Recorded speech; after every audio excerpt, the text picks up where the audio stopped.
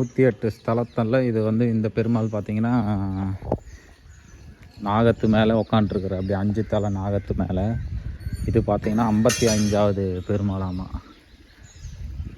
ரொம்ப பழமை வாய்ந்த கோயிலுங்க. அதாவது கிட்டத்தட்ட ஒரு 5000 வருஷம் பழமை வாய்ந்த கோயில்.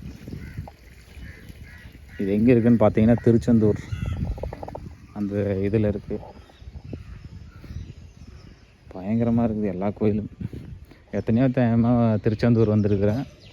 இருந்தாலும் பார்த்தீங்கன்னா இந்த புண்ணியஸ்தலங்கள் பார்த்தீங்கன்னா பயங்கரமாக இருக்குது. நான் இது ஃபஸ்ட் டைம் வரேன். இது பார்த்தீங்கன்னா இப்போ 2வது இது பார்க்குறேன். இன்னும் பார்த்தீங்கன்னா ஒரு 11 இது இருக்குது திருச்செந்தூர்லேயே. 11 கோயிலையும் பார்க்க முடியுமான டவுட்டு தான். இருந்தாலும் இருக்கிறேன் பார்த்துட்டு உங்களுக்கு பார்த்தீங்கன்னா வீடியோ பண்ணுறேன்.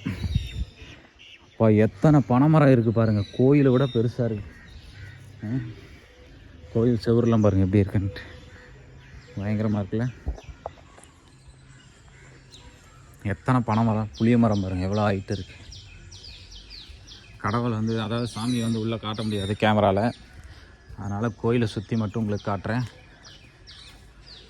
சாமியோட கோபுரத்தை பாருங்கள் எவ்வளோ பெருசாக இருக்குன்ட்டு. அதாவது எத்தனை வருஷத்துக்கு முன்னாடி இந்த கோபுரங்கள்லாம் செஞ்சுருப்பாங்க தெரில. கோபுரம் பாருங்கள் தெரியுதான்னு தெரில கேமராவில். அந்தளவுக்கு ரொம்ப பழசுங்க இதெல்லாம்.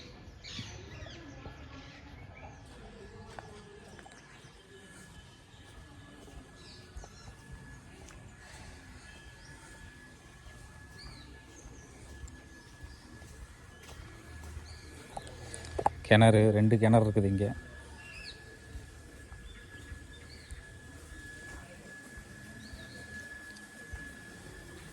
கை கழுவுறதுக்கு தண்ணி எல்லாம் வச்சுருக்காங்க. பரவாயில்ல. எத்தனையோ வருஷ கோயில். ஒரு ஐயர் ஒரு 2-3 பேர் மட்டும் வேலை செய்கிறாங்க. மரத்துக்கு தண்ணி ஊற்றிட்டு பயங்கரமாக இருக்குது கோயில். இந்த கோயிலோட உருவமே, சாமியோட உருவமே பார்த்திங்கன்னா அழிஞ்சு போச்சு. சரிங்களா, உருவமே அழிஞ்சு போச்சு. அப்போ எத்தனை வருஷம் ஆகிருக்கு பாருங்கள்.